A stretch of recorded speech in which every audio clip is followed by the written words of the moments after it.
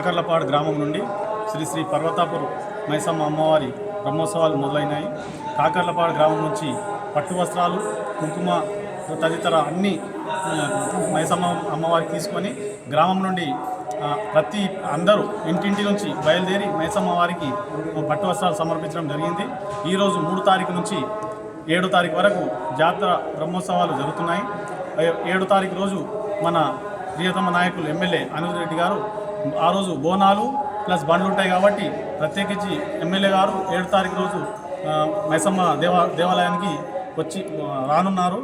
అలాగే ఈ 5 రోజుల పాటు ఈ నవాపేట మండలంలో గుడి మైసమ్మ దేవాలయం బ్రహ్మాండంగా జాతర జరుగుతుంది. ఇంకోటి ఇక్కడ 5 నిమిషాలకు ఒకసారి నవాపేట మామనార్ బస్సులు ఉన్నాయి.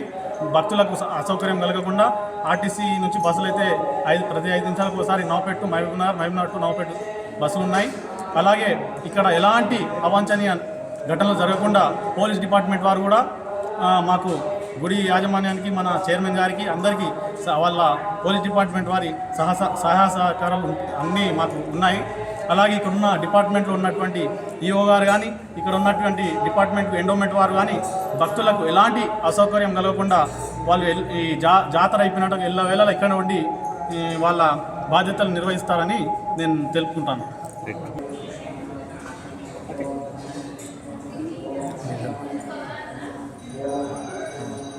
బ్రహ్మోత్సవాలు ఈరోజు నుంచి పర్వతాపురం మైసమ్మ గ్రామం కాకర్లపాడు బ్రహ్మోత్సవాలు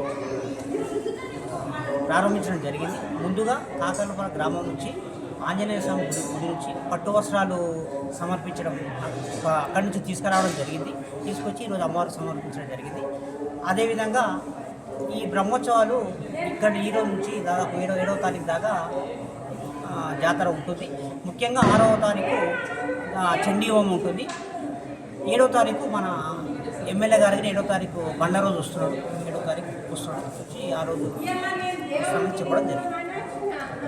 రోజువారీగా ఏమేమి కార్యక్రమం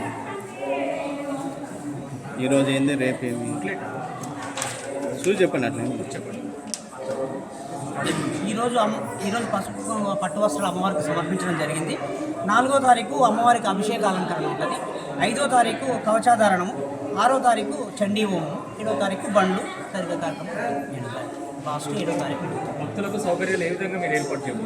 భక్తులకు ఇక్కడ ఎలాంటి ఇబ్బంది లేకుండా స్టాఫ్ కింద చాలా బాగా పనిచేస్తారు. ఇక్కడ వాళ్ళు అన్ని రకాల వాళ్ళకి చెప్పడం జరిగింది. ఎలాంటి ఇబ్బంది జరగకుండా చూస్తారు. ఇక్కడ పోలీస్ ఎస్ఐ గారి మీద మాట్లాడడం జరిగింది. ఎస్ఐ గారిని ఖచ్చితంగా ఎలాంటి ఇబ్బంది జరగకుండా చూస్తామని చెప్పి ఆల్రెడీ ఎమ్మెల్యే గారికి ఆదేశించడం జరిగింది. ఈ పోలీస్ ఎస్ఐ గారికి ఆయన అన్ని రకాలుగా చూస్తారని మాట్లాడడం జరిగింది. ఆర్టీసీ నుంచి బస్సులు సపరేట్ ఎప్పుడు ఏం ఉండవు. బస్సులు ఇక్కడ రెగ్యులర్ బస్సులు వస్తున్నాయి కాబట్టి జనాలు వస్తున్నాయి.